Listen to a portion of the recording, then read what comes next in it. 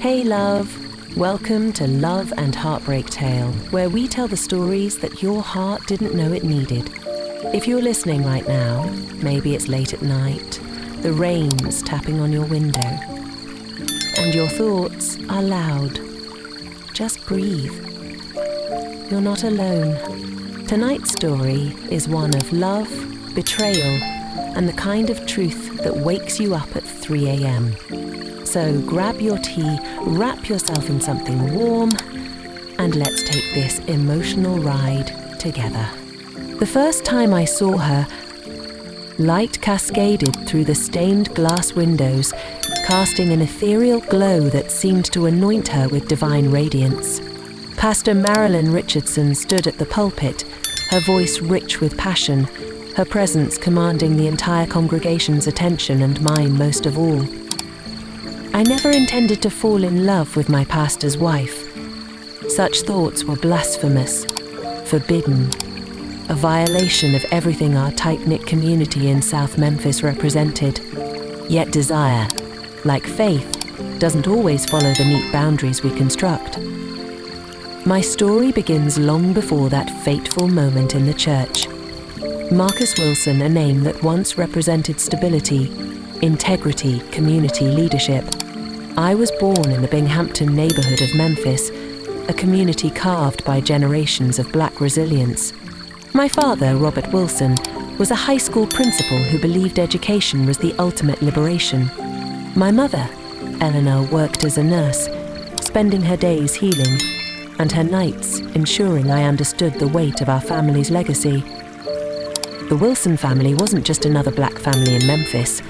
We were builders, educators, community architects who understood that survival meant more than just existing. It meant creating pathways for those who would come after us.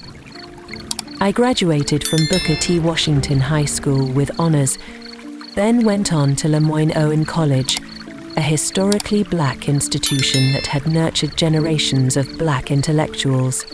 My degree in urban planning wasn't just a career choice, it was a calling. I wanted to reshape communities, to create spaces that reflected our dignity, our potential. By 29, I had established myself as a rising community leader, a deacon at Cornerstone Missionary Baptist Church, a consultant for urban development projects, married to Jasmine, a corporate warrior who was as ambitious as she was brilliant. Our life looked perfect from the outside, a power couple embodying Black excellence. But perfection is often just a carefully constructed illusion. Cornerstone Missionary Baptist Church wasn't just a religious institution, it was the heartbeat of our community. Founded in 1952 during the height of the civil rights movement, it had been a sanctuary, a strategic planning ground for social change. Reverend Daniel Richardson and his wife Marilyn were relatively new to our congregation. They arrived 5 years ago, bringing with them a reputation for progressive theology and community activism. Daniel was a third-generation pastor, his sermons a powerful blend of spiritual guidance and social justice rhetoric. But Marilyn, she was different. A seminary-trained theologian with a master's in social work, she wasn't just a pastor's wife. She was a force.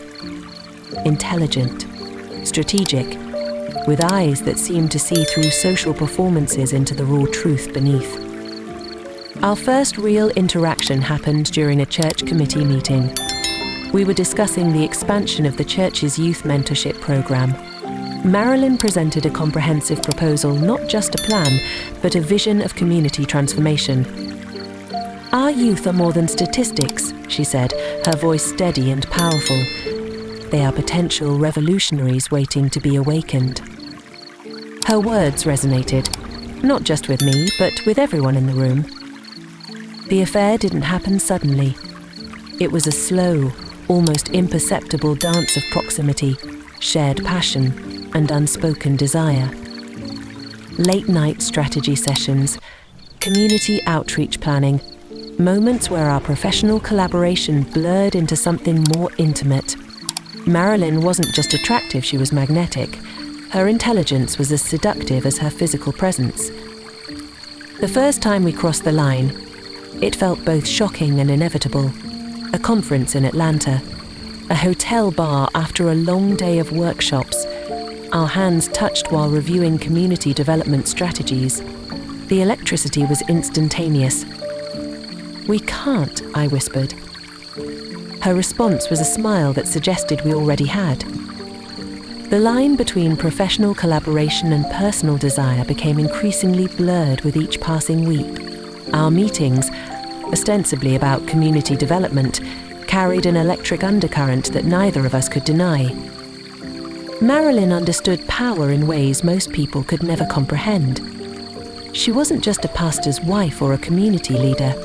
She was a strategist, someone who could read people like intricate maps of human motivation. "Urban planning is about more than infrastructure," she told me one evening, her hand deliberately brushing against mine during a strategy session. "It's about understanding the human ecosystem, how people survive, how they dream." Her seminary training and social work background gave her an intellectual depth that was intoxicating. We would discuss community development theories, Black liberation theology, and systemic inequalities with a passion that transcended professional boundaries. Jasmine noticed the change first. My wife was no ordinary partner. A corporate lawyer with a Weiser-sharp intuition, she understood subtexts and unspoken tensions better than most. "You're different," she said one night, her eyes studying me with a mixture of concern and suspicion. "Your energy has shifted." I couldn't explain that the shift was seismic, that Marilyn had awakened something within me I didn't know existed, a dangerous combination of intellectual stimulation and raw, unbridled desire. Our first real intimate encounter happened during a community development conference in Atlanta, a professional retreat that became something entirely different. The hotel was nondescript, typical conference accommodation with neutral walls and standardized furniture, but inside that room, everything was extraordinary. Marilyn arrived wearing a deep blue dress that seemed to absorb light.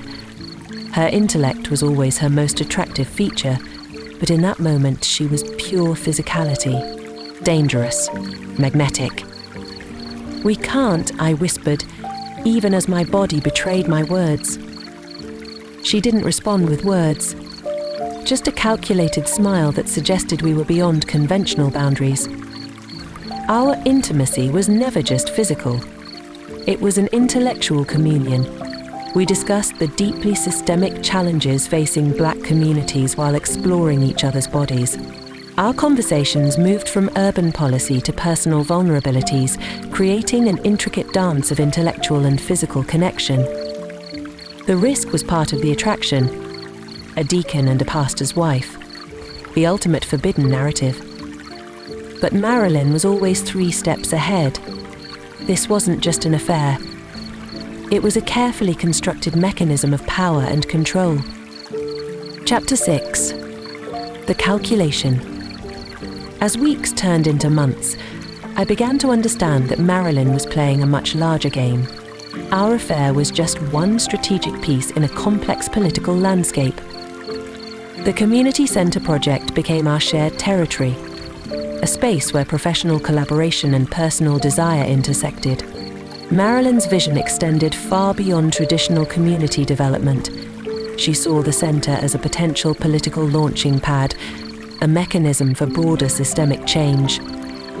Political power isn't given, she would say during our strategy sessions. It's constructed, engineered. Her connections were extensive: city council members, local developers, community activists. She moved through these networks like a skilled chess player. I became her primary instrument, always positioning herself my urban planning expertise, my community connections, my position in the church all became tools in her larger strategy. The blackmail, when it came, was almost elegant in its complexity. It wasn't about exposure. It was about control. About creating a mechanism where my compliance became my only viable option. "You have 2 choices," she told me during a private meeting in her church office. "Collaborate or collapse." The documents she presented were meticulously gathered. Text messages, hotel receipts, intimate photographs that captured our most vulnerable moments. But they were more than just evidence of our affair. They were a carefully constructed narrative of potential destruction. My entire world, my marriage, my professional reputation, my standing in the church and community hung in a delicate balance. And Marilyn held all the strings. The sanctuary we believed we inhabited was nothing more than an illusion, a carefully constructed facade that could crumble with a single strategic move. Our story was never just about desire. It was about power, about the complex negotiations of survival in a world that constantly seeks to define and limit black potential. The moment of true blackmail arrived like a calculated storm, precise and devastating. It happened during the church's annual fundraising gala, an event that represented the pinnacle of our community's social calendar. Crystal chandeliers reflected off polished floors. Memphis's black elite moved through the ballroom like carefully choreographed dancers, each interaction a performance of respectability and power. Marilyn wore a deep emerald green dress that seemed to absorb and reflect light simultaneously. Her presence was magnetic, drawing attention without seeming to try. Reverend Daniel stood beside her, the picture of pastoral perfection tall, distinguished, radiating an aura of moral authority. I watched them from across the room, my wife Jasmine's hand resting lightly on my arm. She knew something was wrong. Her lawyer's intuition had been picking up subtle signals for months. "Marcus," she whispered, "you're broadcasting tension like a radio signal." Before I could respond, Marilyn's eyes locked with mine. A slight, almost imperceptible movement. A USB drive slipped from her clutch, landing near my feet. Deliberate. Calculated. When I picked it up, our fingers brushed. The electricity between us was palpable, a dangerous current that could destroy everything. The drive contained our entire story. Not just photographs or text messages, but a meticulously documented narrative of our affair. Financial records, hotel receipts, encrypted communications, personal emails that revealed not just our physical intimacy, but the deeper, more dangerous intellectual connection we shared. But this wasn't simple exposure. This was a strategic weapon. The community center project, Marilyn had explained in previous conversations, her voice calm and calculated. "You're going to help me navigate its political landscape. You'll be my instrument of change." The project wasn't just about building infrastructure. It was about creating a political platform, a mechanism for broader community transformation that would position her as a key influencer in Memphis's black political ecosystem. I was to be her proxy, her strategic asset. The USB drive contained not just evidence of our affair, but a complex plan of political maneuvering, connections to city council members, detailed strategies for community development, potential funding sources that existed in legal grey areas. Exposure would destroy me, but compliance would transform me into something equally dangerous, a political puppet whose strings she could manipulate at will. Jasmine sensed the shift immediately. Lawyers develop a sixth sense for underlying tensions, for the unspoken narratives that run beneath surface interactions. "Who is she to you?" Jasmine asked later that night, her voice a controlled mixture of anger and analytical precision. I couldn't answer, because Marilyn was more than a lover, more than a potential destroyer of my life.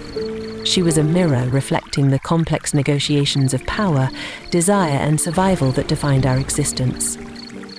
The blackmail wasn't just about personal exposure. It was about institutional control, about creating mechanisms of influence that could reshape community dynamics. My background in urban planning suddenly felt like both a blessing and a curse. I understood the strategic landscape Marilyn was constructing. Community development was never just about buildings, it was about power structures. about who gets to define progress. And Marilyn was a master architect. The USB drive became a physical manifestation of our complicated relationship, a tool of potential destruction, a weapon of strategic transformation. I had choices, none of them simple.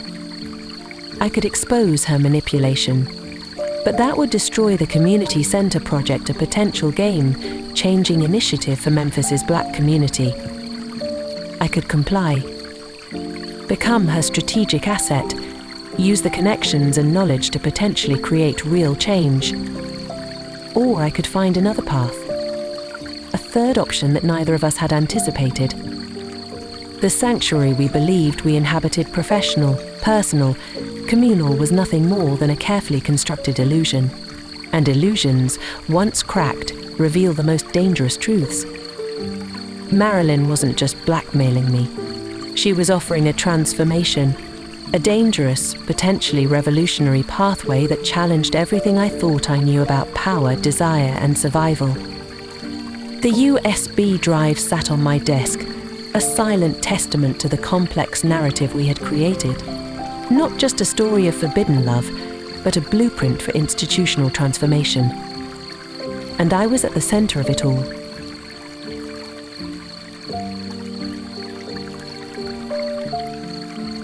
The unraveling began quietly, almost imperceptibly, like a complex tapestry slowly coming undone, thread by delicate thread. I spent 3 sleepless nights analyzing the contents of the USB drive. Each document, each encrypted file was a landmine of potential destruction. Marilyn hadn't just collected evidence of our affair, she had constructed an entire strategic framework that could reshape Memphis's political landscape. Jasmine noticed my tension immediately. A corporate lawyer doesn't survive by missing subtle shifts in human behavior. She had been watching me for months, collecting her own mental evidence. "You're going to tell me everything," she said one morning, her voice not a request but a declaration. The truth came out in fragments. Our affair, Marilyn's manipulation, the community center project that was more than just a building, it was a potential political revolution. To my surprise, Jasmine didn't react with immediate anger or betrayal. She approached it like a complex legal case, her mind already 3 steps ahead. "We have options," she said, spreading the USB drive's contents across her home office desk. "But we need to be strategic. Our marriage had always been a partnership, not a fairy tale of perfect love, but a strategic alliance between 2 ambitious Black professionals who understood the complex landscape of survival. The community center was the key. Marilyn had designed it as more than an infrastructure project. It was a potential political launching pad, a mechanism for systemic change that could transform Memphis's Black community. I began to see our affair differently. It wasn't just a personal betrayal. It was part of a larger narrative of institutional transformation. Daniel Richardson, Marilyn's husband, was more perceptive than anyone realized. A 3rd-generation pastor doesn't rise to community leadership without developing an almost supernatural ability to read human dynamics. During a Sunday sermon, he looked directly at me. Not with anger, not with accusation, but with a knowing gaze that suggested he understood far more than anyone suspected. "Secrets have a way of revealing themselves," he said, his voice calm and measured. "The truth always finds its way to light." The congregation shifted uncomfortably, but I recognized it for what it was, a message, not just to me, but to Marilyn. Our strategy became multi-layered. Jasmine began investigating the financial aspects of the community center project. My urban planning expertise allowed me to understand the deeper structural implications. Marilyn had created a perfect mechanism of control, but she hadn't anticipated that the very skills she had taught me, strategic thinking, community navigation, would become the tools of her potential destruction. The USB drive became our weapon of choice, not for exposure, but for strategic negotiation. She wants institutional power, Jasmine said during one of our late-night strategy sessions. We can use that against her. We began collecting our own evidence, financial discrepancies, potential conflicts of interest, the kind of information that could derail a political career without causing massive community disruption. Marilyn had underestimated one crucial factor: the strength of our partnership. What she saw as a weakness, my marriage, became our greatest strategic asset. The community centre project became a battleground of institutional power. Each meeting, each negotiation became a carefully choreographed dance of potential exposure and strategic manoeuvring. Daniel Richardson watched everything with a calculated detachment. A pastor understands the complex human dynamics that exist beneath surface interactions. He knew something was happening, but he was playing a longer game. Our survival wasn't about maintaining a perfect image. It was about strategic transformation. As weeks turned into months, the landscape shifted. What began as a potentially destructive affair became a complex mechanism of institutional change. Marilyn had wanted to use me as a strategic asset. Instead, she had created a partnership more dangerous than she could have imagined. The sanctuary we believed we inhabited was nothing more than a carefully constructed illusion. And sometimes the most revolutionary act is seeing through that illusion. Our story was never just about desire. It was about power, about the complex negotiations of survival in a world that constantly seeks to define and limit Black potential. And we were rewriting those definitions, one calculated move at a time. The final confrontation happened not with drama, but with a calculated precision that would become legendary in Memphis's Black professional circles. We chose the location strategically, a private conference room at the downtown law firm where Jasmine worked. Neutral territory. Documented. Recorded. Marilyn arrived looking impeccable. Power dressed in a midnight blue suit that suggested both corporate sophistication and ministerial authority. Her eyes scanned the room, assessing every potential angle. Jasmine sat to my right. A legal warrior disguised in a tailored charcoal grey suit. Daniel Richardson sat quietly in the corner, an unexpected ally whose presence spoke volumes. "You've been gathering evidence," Marilyn said. Not a question. A statement. The USB drive sat between us like a weapon of intellectual warfare. "We've been protecting our community," Jasmine responded, her voice calm and precise. "Your method of transformation was fundamentally flawed." What unfolded was less a confrontation and more a deconstruction. Of power, of institutional manipulation, of the complex dance of survival that defines Black professional existence. Marilyn's plan for the community centre was brilliant and dangerous. A multi-layered strategy of community development that would have positioned her as a key political influencer. But her methods were ultimately extractive, not transformative. "You wanted to use the community as a stepping stone," I said, "not elevate it." Daniel remained silent, but his presence was a powerful testament to the complexity of our situation.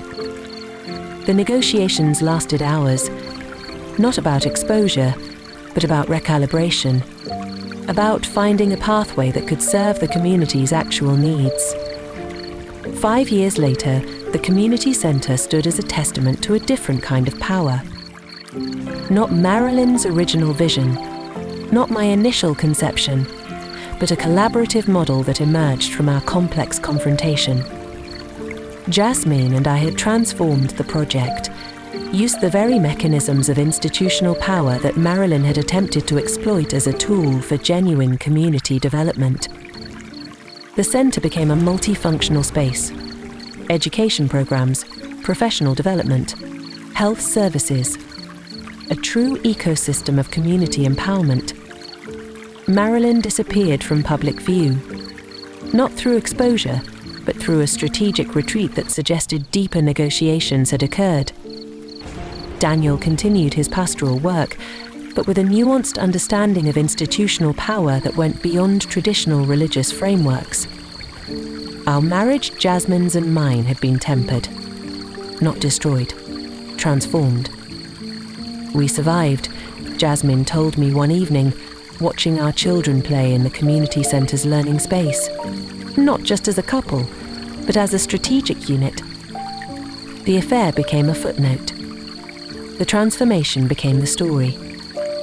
Our narrative was never just about personal desire. It was about institutional change, about understanding that power is not just taken, but carefully constructed. Memphis continued to change.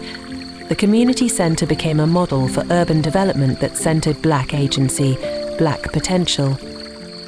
And we, Marcus and Jasmine Wilson, became architects of a different kind of revolution. Not through dramatic confrontation, but through strategic, intelligent transformation. The sanctuary we had once believed was fragile had become something more profound. A living, breathing mechanism of community potential. Our story was just beginning. Years later, I understand that our story was never just about a forbidden affair. It was about power, about the complex negotiations of desire, community, and survival that define Black professional life in America. Marilyn became more than a lover or a blackmailer. She was a mirror reflecting the complicated truths we often hide, even from ourselves. My life didn't end with exposure. It transformed. Jasmine and I rebuilt, not as the perfect couple we once pretended to be, but as true partners who understood the complexity of human connection. The sanctuary we build is never as sacred as we imagine. It's just a fragile construct waiting to crack under the weight of human complexity. And sometimes, that cracking is the most honest moment of all. And that was tonight's tale. Sometimes the deepest heartbreaks lead to the most powerful awakenings. If this story stirred something in you, if you saw yourself, your past, or your healing in it, know that this space is for you. Every night we're here with more stories to make you feel seen, heard, and understood. Don't forget to subscribe, leave a comment with your thoughts, or share this with someone who needs to hear it. And if you have a story to tell, email us at storiesheadquarters@gmail.com. You never know who needs to hear your truth. Good night, love. May the rain wash away your pain, and the dawn bring you peace. Amen.